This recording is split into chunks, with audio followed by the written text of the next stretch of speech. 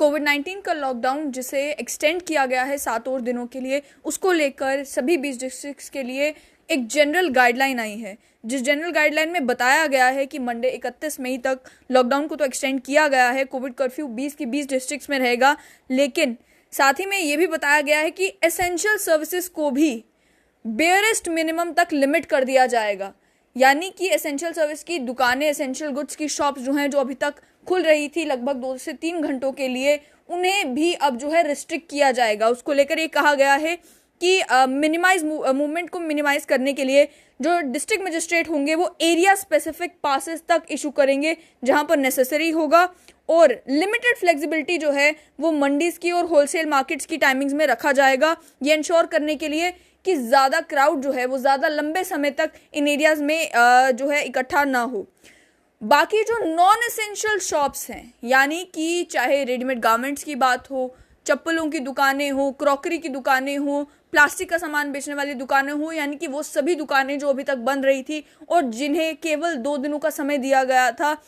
जहां पर वो स्टॉक चेकिंग कर सकते थे, इन नॉन एसेंशियल शॉप्स के लिए भी कहा गया है कि उन्हें स्टॉक चेकिंग के लिए परमिशन जो है वो डिप्टी कमिश्नर देंगे, लेकिन प्रेफरेबली आफ्टर 8 PM, यानी कि शाम के 8 बजे के बाद कुछ शॉप्स को अलाउ किया जाएगा कि वो स्टॉक चेक कर सकते हैं अपनी दुकान खोलकर, लेकिन इसमें भी कमर्शियल एक्टिविटीज करने की इजाजत जो है वो नहीं दी गई है। तभी शायद से कि 8 बजे के बाद का टाइमिंग रखा गया है, और उसमें भी स्पेसिफिक ऑर्डर जो है जो बताएगा कि किस दिन कौन सी शॉप्स जो है वो खुल सकेंगे स्टॉक चेकिंग के लिए, वो अलग से ऑर्डर जो है वो डिप्टी कमिश्नर्स निकालेंगे। जो मैरिजेस हैं उनके लिए जो सीलिंग सेट की गई थी 25 की, अभी भी 25 की ही सीलिंग है मैरिज फंक्शंस के लिए, वेडिंग फंक्शंस के लिए। उसके अलावा ये कहा गया है कि कोविड की जो टेस्टिंग है उसे ज़्यादा टारगेट करने की ज़रूरत है उन एरियाज़ में जहाँ पर पॉजिटिविटी रेट हाई है और उन एरियाज़ में जहाँ पे अनवैक्सीनेटेड पॉपुलेशन ज़्यादा है। और उसके साथ साथ में ये भी कहा है कि सभी डिप्टी कमिश्नर्स 5 से 10 बेड का कोविड केयर सेंटर हर एक पंचायत में खोलेंगे, जिसमें बेसिक फैसिलिटीज़ होगी।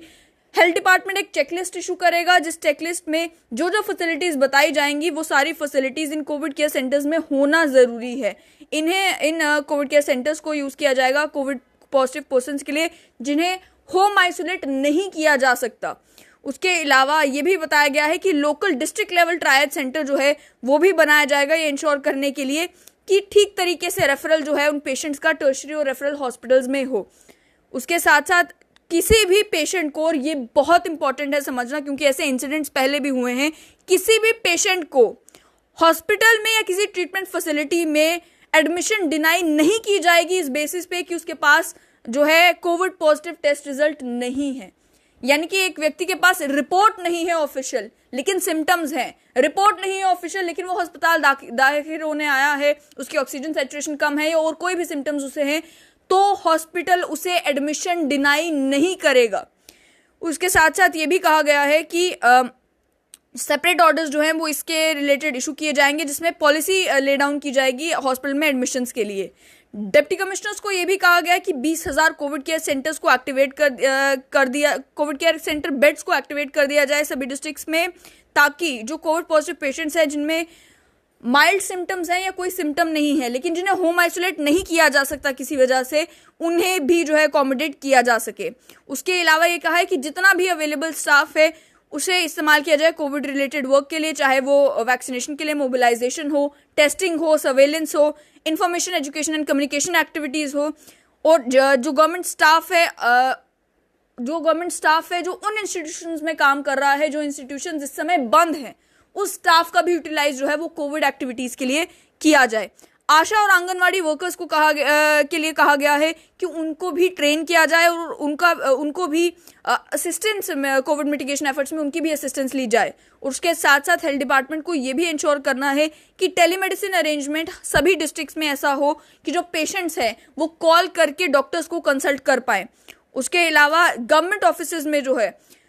जनरल एडमिनिस्ट्रेशन डिपार्टमेंट ने ऑर्डर इशू किया है कि केवल 50% अटेंडेंस जो है वो गवर्नमेंट ऑफिसेज में होगी below the level of under secretary,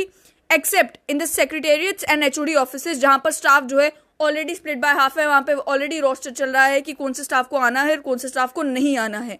लेकिन जिस भी स्टाफ को कोविड रिलेटेड ड्यूटीज़ के लिए बुलाया जाएगा, उन्हें कोविड रिलेटेड वर्क जो उन्हें साइन किया जाएगा वो उन्हें करना ही करना है। और इसको लेकर जो है डिस्ट्रिक्ट डिजास्टर मैनेजमेंट अथॉरिटीज़ एक और ऑर्डर निकालेगी और बाकी जो एसओपीज ऑलरेडी सेट की गई थी मई महीने के लिए, वही सारी एक्टिविटीज़ जो हैं वो कंटिन्यू करेंगी इस लॉकडाउन के दौरान भी। लॉकडाउन में आप जानते हैं कि बताया ये गया था कि अब थोड़ा सा ढील जो है वो बरती जाएगी इकोनॉमिक एक्टिविटीज़ को अलाउ करने के लिए। कल department of information and public relation ने कहा था, लेकिन जो आज ऑर्डर आया है department of disaster management, relief, rehabilitation and reconstruction की स्टेट एग्जीक्यूटिव कमेटी का, उसमें ये कह दिया गया है कि कर्फ्यू जो है वो स्ट्रिक्ट रहेगा एक्सेप्ट फॉर एसेंशियल और इमरजेंसी सर्विसेज।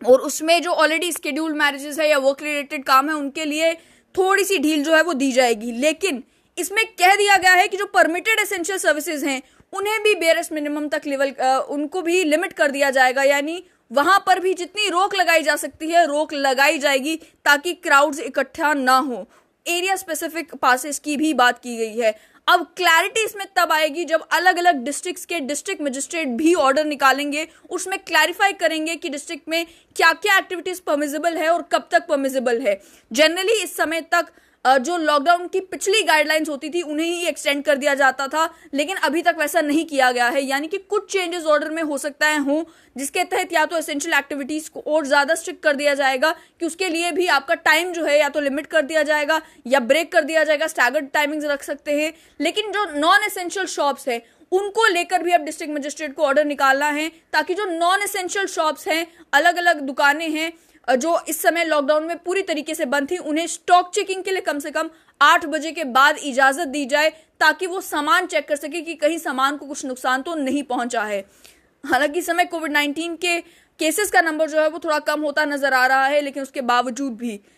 डेथ टोल के ऊपर अगर नजर बनाए रखें तो बहुत ही गंभीर सिचुएशन अभी भी है। इसको ध्यान में रखते हुए लॉकडाउन को एक्सटेंड किया गया है। आगे जैसे ही और गाइडलाइंस मिलेगी तो आपके साथ दोबारा जुड़ेंगे। देखते रहें स्ट्रेट लाइन।